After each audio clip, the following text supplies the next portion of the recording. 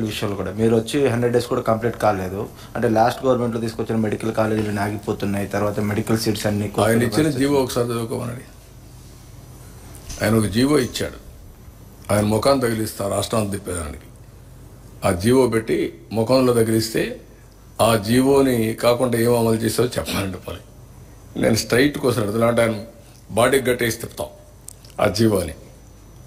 ఏ GO ఇచ్చాడో మీరే చదువుకోండి ఒకసారి పేపర్లో. మీరు కూడా చదివితే మీకు కూడా ఒక ఐడియా వస్తుంది. అప్పుడు నేను చెప్తాను. ఇలాంటి నేరస్తులకి నేను చెప్పేది ఏంటంటే బాబాయిని చంపి నారాసుర రక్త చరిత్ర పెట్టేసి తప్పించుకోవాలని ప్రయత్నం చేస్తే అన్నిటిని జరగవు. ఎన్ని తప్పుడు పనులన్నీ చేసి వేరే వాళ్ళ మీద దోసేయాలనుకుంటే జరగవు. ఆ రోజులు అయిపోయినాయి. చెవికి కట్టి చూపిస్తాను ఊరంతా తిప్పి పిచ్చిగా అనుకుంటున్నా. ఏం చేసేవా అన్నీ కూడా అంత ఈజీగా ఆలోచించద్దండి. నోటుకొచ్చేట్టు మాట్లాడడం. నిన్న ఏం చేశారో అది మర్చిపోయి ఈరోజు దాని మీద వాళ్ళు విమర్శించే పరిస్థితికి వచ్చారు. ఆ జీవో ఒకసారి చదువు నేను చెప్పను. చెప్తే మీకు రహస్యం పోతుంది, సీక్రెట్ పోతుంది. You read that. What issued the GO in private colleges, you read that. నేను మాట్లాడు. పబ్లిక్లోకి పర్టికులర్గా ప్రభుత్వం మీద ఒక నెగిటివ్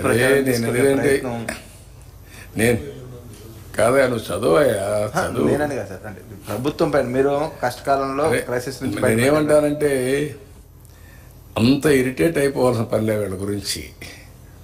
ఇరిటేట్ అయిపోతే వచ్చేది కూడా ఏం లేదు. వీళ్ళు చెల్లని కాసులు ఇవే చేస్తారు. నేరస్తులు ఏమంటారు? ఇదే చేస్తూ ఉంటారు. మీరు గుర్తుపెట్టుకోవాల్సింది ప్రజాహితం కోసం కొంతమంది పనిచేస్తే ప్రజలకు ద్రోహం చేయడానికి కొంతమంది పనిచేస్తూ ఉంటారు. ఇప్పుడు కాదు, కలియుగంలో కాదు, త్రేతాయుగంలో కూడా చూసాం, ద్వాపరయుగంలో కూడా చూసాం. ఆ రోజు కూడా యజ్ఞాలు చేసేవాళ్ళు రాజులు, రాక్షసులు వచ్చి చెడగొట్టేవాళ్ళు. రాక్షసుల మీద పోరాడుతూ యజ్ఞాలు చేసే పరిస్థితి ఇప్పుడంతే. It is a continuous process. Will fight it out.